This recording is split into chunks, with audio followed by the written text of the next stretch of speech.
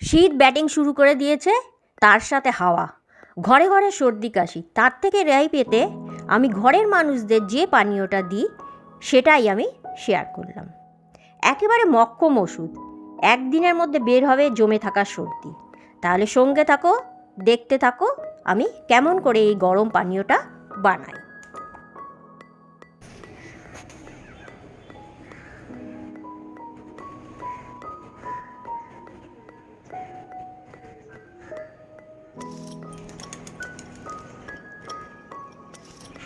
গরম পানীয়টা বানাতে আমার এই সকল উপকরণ লাগবে।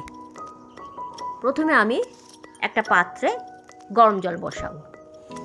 জল ফুটে যাবার পর আমি একে একে উপকরণগুলো দিয়ে দেব। প্রথমে দেব আদা, তারপর দেব লবঙ্গ,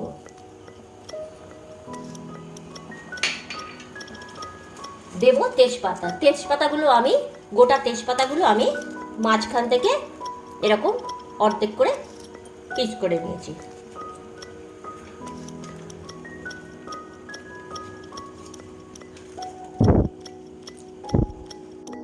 আর দেব গোলমরিচ।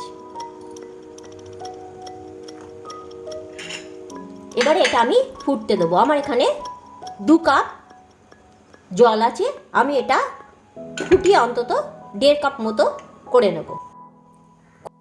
এটা ভালো করে ফুটতে দিতে হবে। 2 কাপ জল 1.5 কাপ করতে হবে, অথবা 1 কাপ করলেও হয়, যাতে প্রত্যেকটার পুষ্টিগুণ, তেজপাতা, গোলমরিচ, লবঙ্গ, আদা সবের রস যেন জলটায় ভালোভাবে মিশে যায়।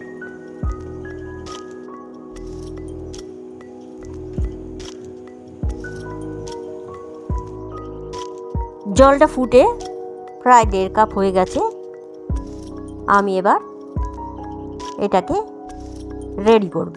এর মধ্যে আরও কিছু উপকরণ দেব। এবারে আমি একটা কাপে ছেঁকে নেব।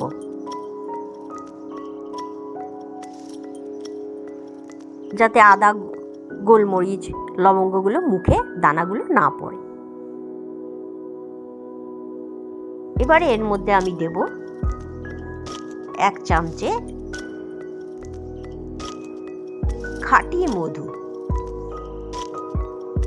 খাঁটি মধু বললাম এই জন্যেই, মধুটা যেন ভালো হয়, তাহলে আমাদের সর্দি কাশিতে মধু তো খুবই উপকারী।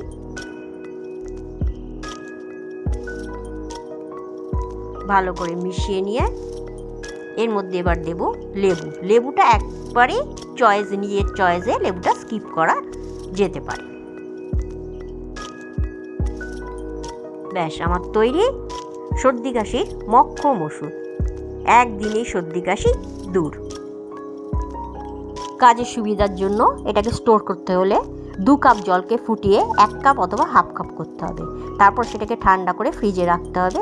দরকারের সময় বের করে খানিকটা ঢেলে তার সাথে গরম জল মিশিয়ে পান করলেই এর উপকারিতা পাওয়া যাবে।